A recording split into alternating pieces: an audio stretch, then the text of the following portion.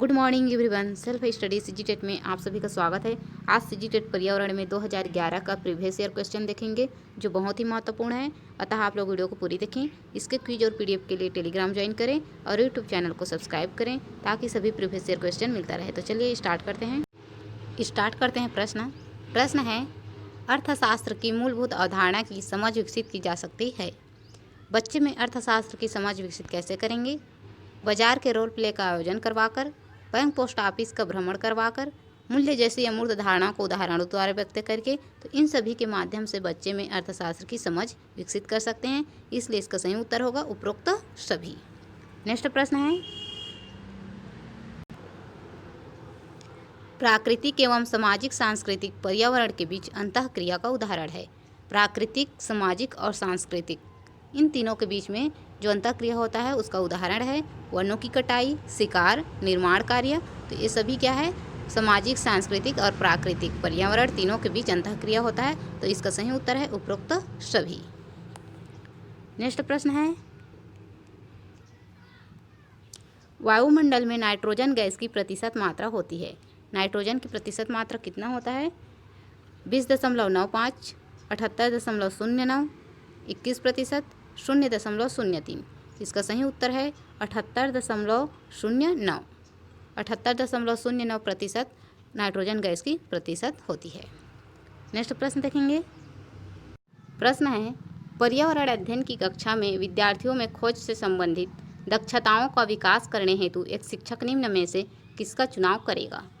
पाठ्य वस्तु को निर्धारित समय में पूरा करेगा, ऐसी पाठ्य वस्तु जिसे अधिकांश विद्यार्थी पसंद करे, ऐसी पाठ्य वस्तु जो विद्यार्थियों के लिए महत्वपूर्ण हो, ऐसी पाठ्य वस्तु जो विद्यार्थियों के दैनिक जीवन से जुड़ी समस्या हो। अर्थात एनसीएफ 2005 कहता है कि बच्चे में खोज से संबंधित दक्षताओं को विकास करने के लिए उसके दैनिक जीवन में जो भी घटनाएं, जो भी समस्या है, उन सभी को स्कूल के साथ जोड़ा जाए, उसके पाठ के साथ जोड़ा जाए, जिससे बच्चे जल्दी सीख सकें। तो इसलिए इसका सही उत्तर होगा ऐसी पाठ्य वस्तु जो विद्यार्थियों के दैनिक जीवन से जुड़ी समस्या हो। इसका डी ऑप्शन सही है। नेक्स्ट प्रश्न देखेंगे। प्रश्न है, पर्यावरण अध्ययन की कक्षा में बच्चों के अनुभवों को महत्व देना चाहिए। बच्चे के अनुभव को महत्व देना चाहिए क्योंकि बच्चों को अपनी बात बताने में आनंद आता है।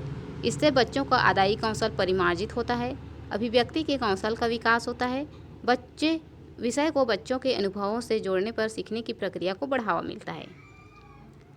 बच्चे के अनुभव को महत्व देते हैं, उससे बच्चे जल्दी सीखते हैं, इसलिए इसका सही उत्तर होगा विषय को बच्चे के अनुभवों से जोड़ने पर सीखने की प्रक्रिया को बढ़ावा मिलता है। तो इसका सही उत्तर होगा डी। नेक्स्ट प्रश्न है, मौसम के दृष्टिकोण से उष्णकटिबंधीय प्रदेश का प्रमुख लक्षण है। उष्णकटिबंधीय प्रदेश का प्रमुख लक्षण है वर्ष भर गर्मी रहना, ठंड में अधिक ठंड एवं गर्मी में हल्की गर्मी, साल भर अधिक जाड़ा या ठंड, ठंड में कम ठंडी एवं गर्मी में हल्की गर्मी। तो उष्ण मतलब होता है उमस, जिससे गर्मी, वर्ष भर गर्मी रहना। इसका ए ऑप्शन सही है। नेक्स्ट प्रश्न है, बच्चों के सीखने के तरीकों पर सबसे पहले अध्ययन करने वाले व्यक्ति थे जीन प्याजे, एल.एन. वाइगोत्स्की, जीन प्याजे और ब्रूनर, एल.एन. वाइगोत्स्की और ब्रूनर और स्पीयरमैन। इसका सही उत्तर होगा जीन प्याजे और एल.एन. वाइगोत्स्की ने सीखने के तरीकों पर सबसे पहले अध्ययन किया था। इसका ए ऑप्शन सही है। नेक्स्ट प्रश्न है, शारदा एक्ट का संबंध निम्नलिखित में से किससे है? शारदा एक्ट का संबंध किससे है? बाल विवाह, दहेज प्रथा, बाल श्रम, अनिवार्य शिक्षा। तो शारदा एक्ट का जो संबंध है वह बाल विवाह से संबंधित है। ए ऑप्शन सही है। नेक्स्ट प्रश्न है, विद्यालयीन शिक्षा में सही शिक्षक छात्र अनुपात है 1:30, 1:40, 1:50, 1:60। तो इसका सही उत्तर है 1:30, अर्थात 30 छात्र के प्रति एक शिक्षक होना चाहिए। नेक्स्ट प्रश्न है, विश्राम अवस्था में स्वस्थ व्यक्ति के हृदय की प्रति मिनट धड़कन होती है। एक स्वस्थ व्यक्ति है, उसके धड़कन 1 मिनट में कितने बार धड़कता है? 72, 70, 75, 80। तो एक स्वस्थ व्यक्ति की जो धड़कन है, हृदय है, वह 1 मिनट में 72 बार धड़कता है। तो इसका ए ऑप्शन सही है। नेक्स्ट प्रश्न है, निम्नलिखित में से कौन सा वायुमंडल की स्वतंत्र नाइट्रोजन का स्थिरीकरण करता है? नाइट्रोजन का स्थिरीकरण करता है नीली हरी शैवाल, प्रोटोजोआ, कवक, वायरस। तो नाइट्रोजन का जो स्थिरीकरण करता है वह है नीली हरी शैवाल। इसका ए ऑप्शन सही है। नेक्स्ट प्रश्न है विटामिन ए की कमी से होने वाला रोग है। विटामिन ए की कमी से कौन सा रोग होता है? रिकेट्स, रतौंधी, स्कर्वी, क्वास्क्योरकर। तो विटामिन ए की कमी से जो रोग होता है वह है रतौंधी, जिसमें ये प्रचुर मात्रा में किस में मिलता है? तो टमाटर और गाजर में ए विटामिन मिलता है। नेक्स्ट प्रश्न है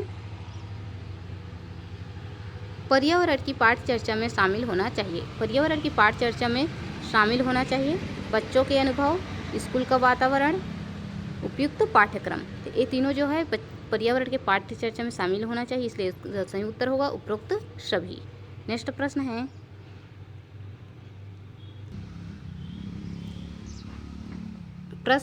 बच्चों में प्रतिदिन डायरी लिखने, मौसम दर्ज करने एवं उससे संबंधित प्रश्न पूछने पर बच्चों में किस प्रकार का कौशल का विकास होता है? अनुमान लगाने का कौशल, लेखन का कौशल, संप्रेषण कौशल, मापने का कौशल। तो प्रतिदिन बच्चे में डायरी लिखने, मौसम दर्ज करने, इससे उसमें बच्चे में संप्रेषण कौशल का विकास होता है, जिसका सही उत्तर है सी ऑप्शन सही है। नेक्स्ट प्रश्न है प्राकृतिक पर्यावरण के प्रमुख घटक है। प्राकृतिक पर्यावरण के प्रमुख घटक है सभी जीव, भू आकृतिक कारक, जलवायु कारक, उपरोक्त सभी।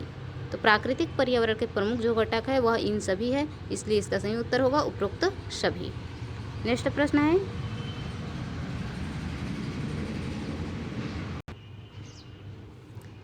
है ऊर्जा का पिरामिड होता है सीधा, उल्टा, अनियमित, उपरोक्त में से कोई नहीं।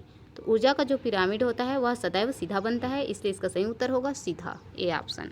नेक्स्ट है बच्चों के लिए सीखने का अवसर प्रदान करने के लिए आप इनमें से क्या नहीं करेंगे? बच्चों के लिए सीखने का अवसर प्रदान करने के लिए आप इनमें से क्या नहीं करेंगे?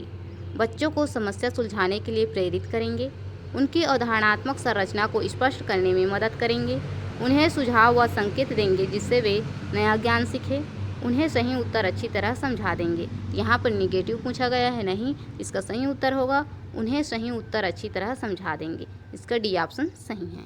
नेक्स्ट प्रश्न है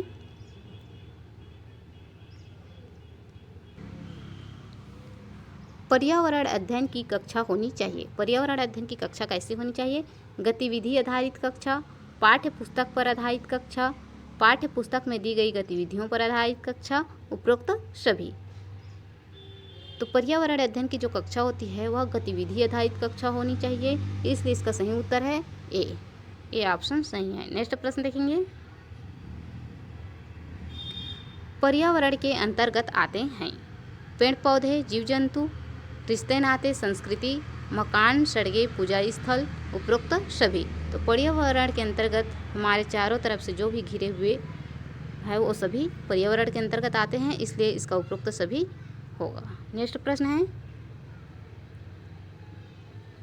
ज्ञान निर्माण में निम्न में से किसकी आवश्यकता होती है?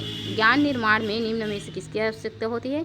अनुभव की, अवधारणा का बनना, अन्वेषण विधियां एवं सत्यापन। तो इन सभी से ज्ञान निर्माण होता है और इसकी आवश्यकता होती है, इसलिए उपरोक्त सभी डी ऑप्शन सही है। नेक्स्ट प्रश्न है एक पोषण स्तर से दूसरे पोषण स्तर तक ऊर्जा का कितना भाग स्थानांतरित होता है? 25%, 30%, 50%, 10%। तो एक पोषण स्तर से दूसरे पोषण स्तर तक स्थानांतरण होने में ऊर्जा का 10% तक स्थानांतरण होता है, जिसको लिंडेमान ने दिया था। 10% का नियम लिंडेमान का नियम है, इसका डी ऑप्शन सही है। नेक्स्ट प्रश्न देखेंगे दिन और रात होने का प्रमुख कारण है। दिन और रात किसके कारण होता है? सूर्य का अपनी धुरी पर घूमना, चंद्रमा का अपनी धुरी पर घूमना, पृथ्वी का अपनी धुरी पर घूमना, उपरोक्त सभी। तो दिन और रात होने का जो प्रमुख कारण है वह है पृथ्वी का अपनी धुरी पर घूमना। पृथ्वी के जिस भाग पर सूर्य का प्रकाश नहीं पड़ता वह भाग होता है अंधेरा, और जिस भाग पर पृथ्वी के जिस भाग पर सूर्य का प्रकाश पड़ता है वह होता है दिन, इसलिए पृथ्वी का अपनी धुरी पर घूमना। इसका सी ऑप्शन सही है। नेक्स्ट प्रश्न है प्रोटीन का सर्वोत्कृष्ट स्रोत है, अर्थात प्रोटीन सबसे ज़्यादा किस में पाया जाता है? दूध, मांस, सोयाबीन, अंडा। तो प्रोटीन जो है वह सबसे ज़्यादा मात्रा में सोयाबीन में पाया जाता है। इसका सी ऑप्शन सही है। नेक्स्ट प्रश्न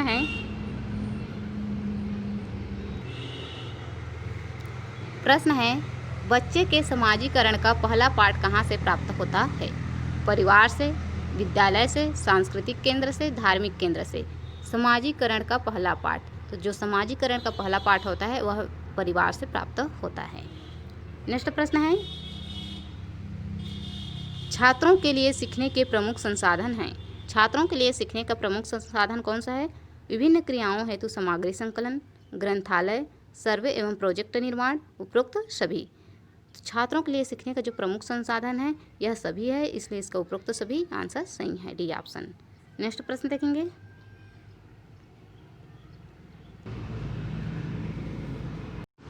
नेक्स्ट प्रश्न है, प्रकृति में ऑक्सीजन का प्रमुख स्रोत है। ऑक्सीजन का प्रमुख स्रोत कौन सा है?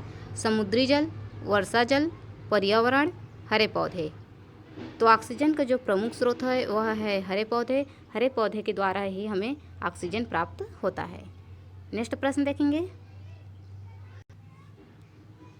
प्रश्न है, हमारे शरीर के किस अंग के द्वारा अमोनिया को यूरिया में बदला जाता है? अमोनिया को यूरिया में कौन से अंग के द्वारा बदला जाता है? यकृत, वृक्क, फेफड़े, हृदय।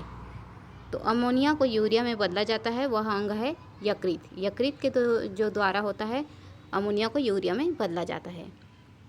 इसका ए ऑप्शन सही है। नेक्स्ट प्रश्न देखेंगे, धूम्रपान से होने वाले प्रमुख रोग है। धूम्रपान के सेवन से कौन सा रोग होता है?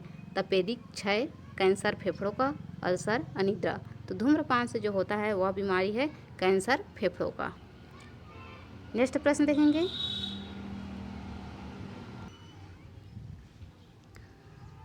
प्रश्न है, बच्चों में सामाजिक भावना का विकास करने के लिए निम्न में से कौन सा प्रयास सर्वोत्तम है? सामाजिक भावना का विकास करने के लिए कौन सबसे सर्वोत्तम प्रयास है? विद्यालय में विभिन्न त्योहारों का आयोजन करना, अभिभावकों को विद्यालय में आमंत्रित कर बैठकों का आयोजन करना, बच्चों को स्वस्थ स्पर्धा के लिए तैयार करना, विद्यालय में बाल मेला का आयोजित करना। तो बच्चे में सामाजिक भावना का विकास करने के लिए स्वस्थ स्पर्धा के लिए तैयार करना, इसका सही उत्तर होगा सी ऑप्शन सही है। बच्चों को स्वस्थ स्पर्धा के लिए तैयार करना। तो आज का वीडियो यहीं पर समाप्त होता है। इसके क्विज और पीडीएफ के लिए टेलीग्राम ज्वाइन करें और चैनल को सब्सक्राइब जरूर करें ताकि सभी प्रीवियस ईयर क्वेश्चन भी मिले और पीडीएफ फ्री में प्राप्त हो। धन्यवाद।